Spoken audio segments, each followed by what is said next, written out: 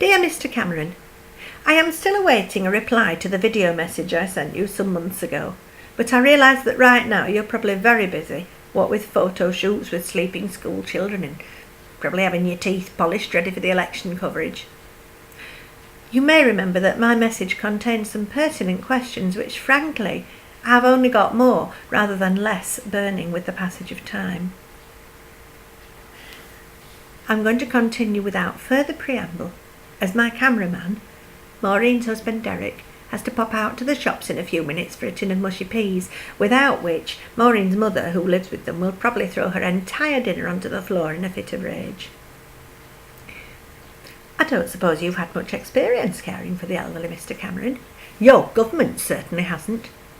I know pensioners who have spent the winter wrapped in layers and layers of clothing because they can't afford to heat their homes.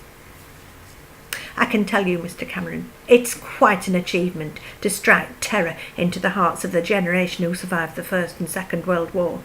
But the Tories have managed it, and it's nothing to be proud of. And it's not only elderly who can't afford to heat their homes.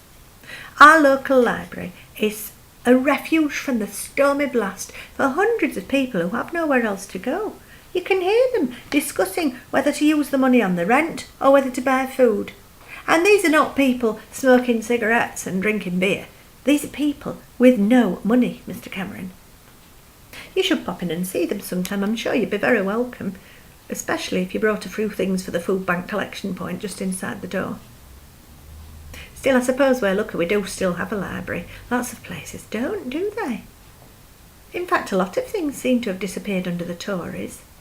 I sometimes have a mental image of you running up the stairs at number 10 and pausing halfway to try and remember where you left the police, the teachers, the doctors and the nurses. Oh, and the shops. We don't seem to have many shops anymore in our town. Although that's probably a blessing because we haven't got any money to pay in there anyway. Anyway, I digress. My message is short and simple. You have failed the country, or at least the majority of the country.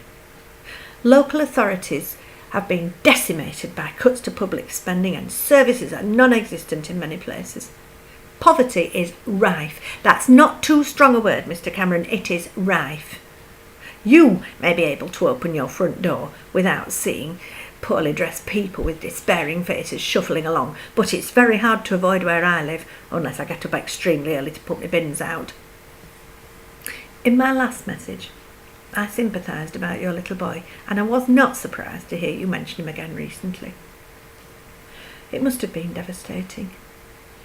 But my sincere sympathy is slightly tempered by the fact that it does not appear to have opened your eyes to the plight of other parents with disabled children. Many people have written about this far more eloquently than I could speak, so I will leave it there for now. But I do find it hard to believe the depth of denial to which you have sunk. The elderly, poor and disabled rely on politicians to see their needs and to give them support, and it is not happening. The fact that you are proud of what you have achieved, well, it's just left me staggered. I'm going to finish with a few questions. Have you ever been without food? Have you ever been without heating? Have you ever been without money? And if not, I suggest you find yourself some advisors who can help you to at least give the appearance of a little bit of empathy. People with no money have few choices in life, Mr. Cameron. Stop blaming the poor for their poverty. Better still, clear off and make way for somebody with a bit more empathy. No politician is perfect, no party gets it all right, but I would rather live with the mistakes of people who care than with the decimation of the country I love by people who don't give a boy band's testicle. The 5 richest families in this country own more than the poorest 20% of the population, and this has continued and been encouraged under your government, Mr. Cameron. So maybe it's time to spend some of your money on a nice long holiday. I don't expect an answer, which is sad because if I'd had one, I might not have had to contact you again.